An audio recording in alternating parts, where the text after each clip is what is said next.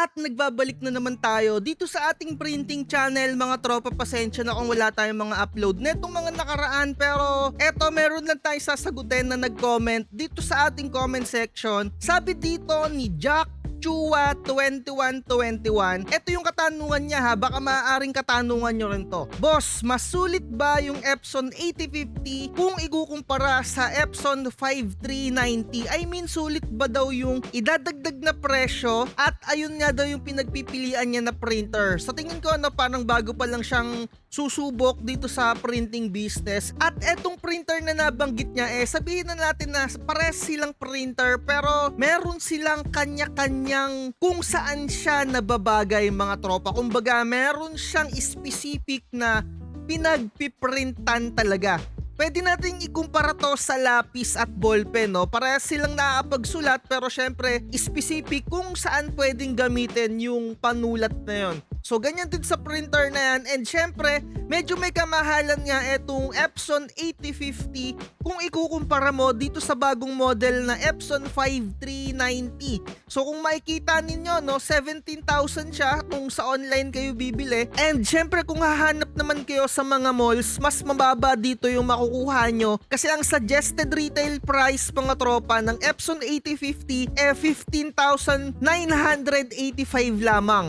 And syempre kung sa online, kailangan yung gumamit ng voucher para makalas kayo ng 2,000 or 1,000, and makukuha nyo na rin yung specific na suggested retail price na 16,000. Sabihin na natin, isarado na natin ng 16,000. Pero syempre kung sa online nga ay bibili, hindi na ay mamamasahe pa, i-deliver na lang direkta sa inyong mga bahay.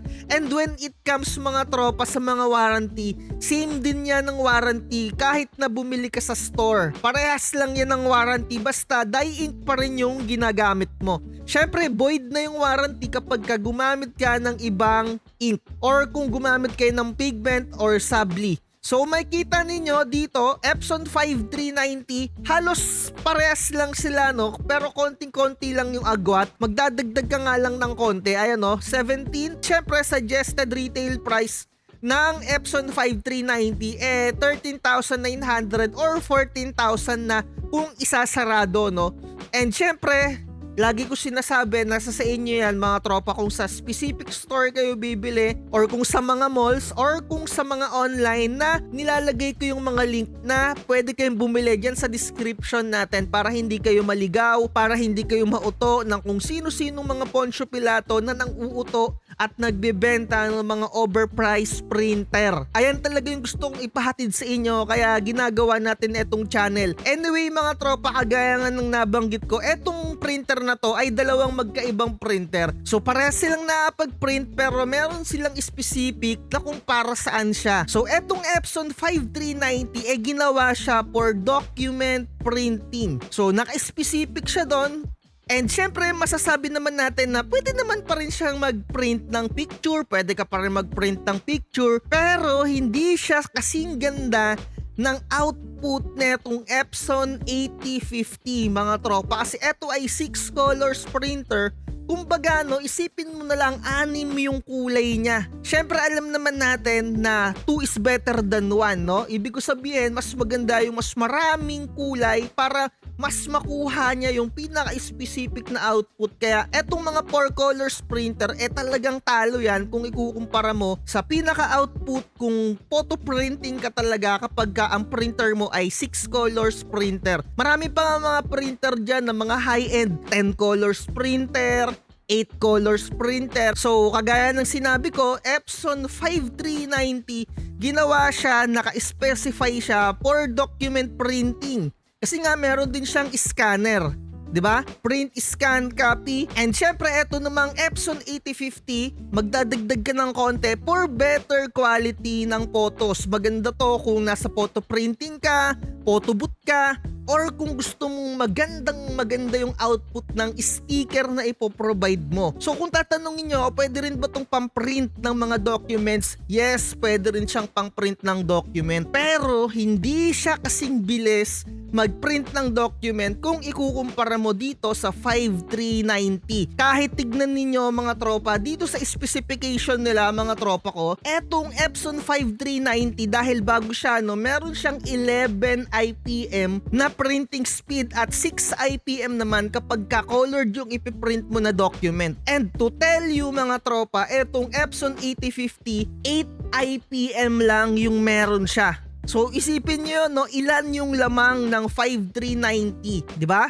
Kayo na lang, do the math. 11 etong 5390 and 8 IPM lang for document printing etong 8050. Di hamak na lamang talaga etong 5390. Pero eto ang pero mga tropa. When it comes sa photo printing, di hamak naman na mas mabilis mag-print etong Epson 8050. Kung ikaw ay nasa photo printing mga tropa or meron kang specific na business na tinatawag na photo booth, kaya niyang i-provide etong Epson 8050 na within 20 seconds or 25 seconds lang yung 4R na size. And kung ikukumpara mo siya sa 5390, halimbawa magpo-photo printing ka or ipo-photo booth mo etong 5390, na wag ninyong gagawin mga tropa. Wag na wag kasi ang bagal niyan mag-print when it comes sa mga photo printing kapag 4R. Aabutin ka ng almost 2 minutes or 1 minute and 30 seconds mga tropa, ganyan ka aabutin na di hamak na sobrang bilis na itong 8050 na biruin mo, kaya niyang mag-print ng 20 seconds to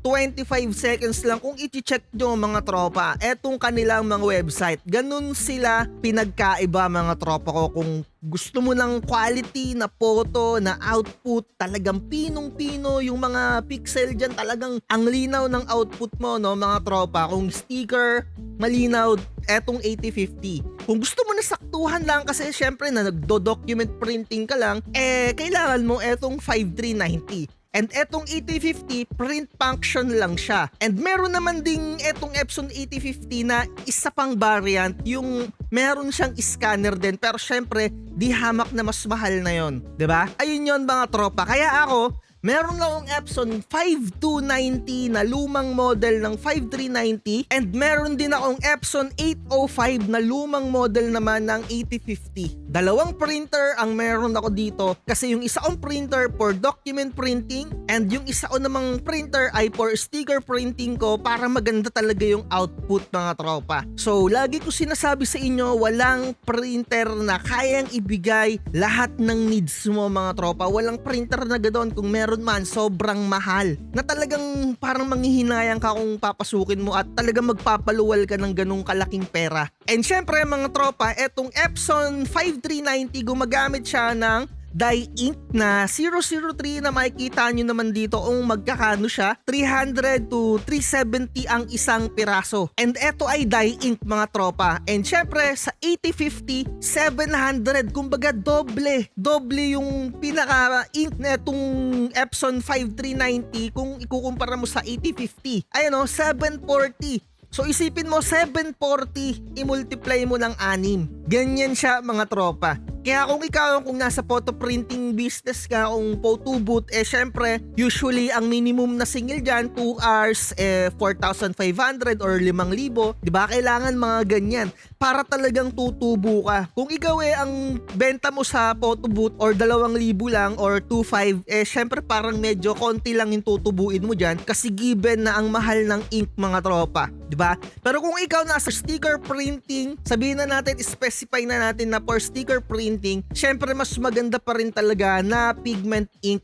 And syempre etong dalawang printer na to, pwede siya sa pigment ink mga tropa. Kaya kung ikaw, papasok ka ng sticker printing, i-pigment ink mo na talaga etong Epson 8050. Talagang susugal ka talaga dyan. Although may mga maririnig-rinig talaga kayo ng mga bad feedback, syempre sa 8050, ganun talaga sa negosyo, susugal ka talaga. And syempre kung natatakot ka, mag-dye ink ka na lang, stay ka na lang sa ganitong mga ink. Pero syempre syempre yung presyuhan mo hindi ka sasabay sa mga nagtitinda ng mga mura. Syempre iba yung singil mo sa item mo kasi ang mahal ng ink niyan, 'di ba? Isipin mo 700 ang isa tapos ang pigment ink 100 lang ang isa nun, 'di ba? Mag-isip-isip ka, do the math. And syempre eto na. Dito na tayo magtatapos, malapit na mga tropa, no. Eto ay quick tutorial or konting information or sabihin na natin medyo full review na rin, pwede na rin. Epson 8050 versus 5390. Etong dalawang printer na to ay meron din siyang tinatawag na maintenance box.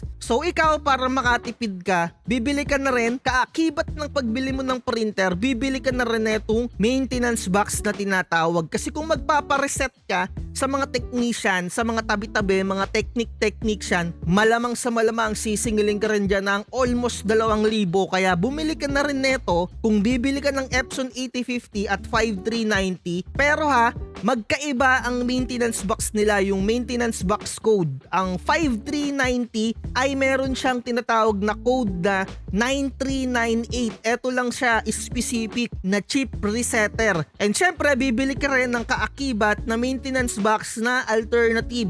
Ito ay hindi original. Ito yung mga class A or mga third party na tinatawag na maintenance box. Dito napupunta yung mga waste ink, kapag nag-head clean ka, kapag sobrang nagpe-print ka, dyan napupunta yan mga tropa. So bibili ka nyan para yung sponge mabubuksan mo at mapapalitan mo, kasi yung sa original na maintenance box napakahirap buksan nun at kalikutin, kaya bibili ka rin ng ganito. Ayan, yung maintenance box din na tig po 400. Pero syempre kung maselan ka sa printer mo, original yung gusto mo na ganito, nasa sayo mga tropa. At talagang napakamahal. Sasabihin na natin na 1,000 plus mahigit yan. Eto pa, move forward tayo sa Epson 8050. Ang model naman ng Epson 8050 na maintenance box ay C9345. Ayan yung pinaka-model niya. Magkaiba sila ng chip resetter. Kaya kung makikita mo, etong chip resetter na 8050 medyo mura kasi medyo matagal na siya. Sabihin na natin na 2 taon na ata kung hindi ako nagkakamali. Etong Epson 5390 kasi medyo bago-bago pa kaya mahal pa yung bentahan. And syempre, ang alternative na maintenance box, bibili ka rin nito para nabubuksan mo na, or kung gusto mo wag ka nang mag-reset, 'di ba? Kung ayaw mo nang mag-reset, ayaw mo nang bumili ng resetter, bibili ka na lang ng ganito. Papalit ka na lang ng papalit. 200 lang siya. And again, eto ay mga third party lang. Hindi siya original na maintenance box. Pero syempre pwede yan gamitin kasi nga nagne-negosyo tayo. Kailangan natin ng magtipid-tipid, 'di ba?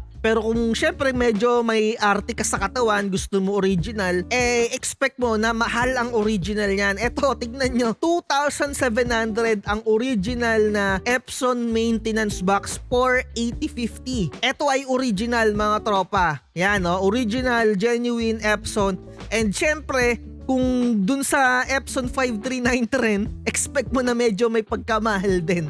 'Di ba? So, ayan, sana kahit papano naliwanagan ka itong nag-comment sa atin na si Jack Chua. Mga tropa, kung ikaw for document printing ang purpose mo, and syempre konting photo printing, go for Epson 5390. And syempre kung ikaw is specific, kailangan mo ng magandang output, magandang quality, better quality ng photos output mo, syempre dito ka na sa Epson 8050. And kung mag-sticker printing ka, mas suggested ko itong mga 8050 na mga ganito. Yun nga lang, sugal talaga kasi medyo may bad feedback tayo dito sa Epson 8050. Kaya hindi ako makapag-upgrade. Stay pa rin talaga ako sa Epson 805 ko. And meron akong tropa na taga Davao na hindi ko naman siya totally na nakakilala. Hindi ko siya totally kilala talaga. Parang naging friends lang kami dito sa online. Nagme-message siya sa akin. And medyo nagkakabigayan kami ng information. Epson 805 pa rin yung binili niya. Bumili siya ng mga second hand. Tapos siya na lang din yung naglinis-linis. And ayun na yung ginagamit niya. Kasi medyo may bad feedback nga dito sa Epson 8050 Although mabilis siyang mag-print mga tropa, when it comes sa mga photo printing, talagang sugal lang talaga. Sugal lang talaga dito. Ang ayoko kasi dito yung maintenance box niya. Although gusto ko pa rin talaga itong Epson 805 ko, lumalaban pa rin mga tropa. Pero syempre, kung talagang mahirap na makakuha ng Epson 805, go ka na dito sa 8050. Sugal talaga ang business mga tropa. Huwag kayong manghihinayang. Talagang ganun talagang ano natin. Kung natatakot kayo mag-pigment para meron kayong mga warranty, edi mag-stay muna kayo sa dye ink. Pag natapos na yung inyong warranty ng printer ninyo, tsaka kayo mag-pigment ink. Nasa sa inyo yan mga tropa. Or kung talagang desidido ka ng sumugal, rekta na ng pigment ink. Kasi kung magda-dye ink ka muna, tapos medyo nalaspag mo na yung printer head, medyo 50-50 ka dyan kapag nag-pigment ink ka na nalaspag mo na yung printer head ng naka-dye ink ka, no? 'Di ba? Na-i-explain ko na 'yan. So, again, etong printer na to ay magkaiba and syempre parehas lang silang printer pero meron silang specification kung para saan sila. Na-i-share ko na mga tropa when it comes sa printing speed, printing output, 'di ba? Ayan 'yan mga tropa. So, yun lang yon. Sana maliwanagan kayo para sa mga baguhan na pipili ng printer. Kung kulang pa yung information na nabanggit ko, comment lang kayo dyan sa ating comment section. At lagi ko sinasabi mga tropa, research is the key para hindi kayo mauto ng kung sinong Poncio Pilato dyan. Like, share, and subscribe. Bye-bye. Di lahat ng nagpa-hype siguradong totoo. Sariling landas hanapin mo sa mundo. Tumarami ang ipal at bolero, dami ng tulad nila sa anywhere I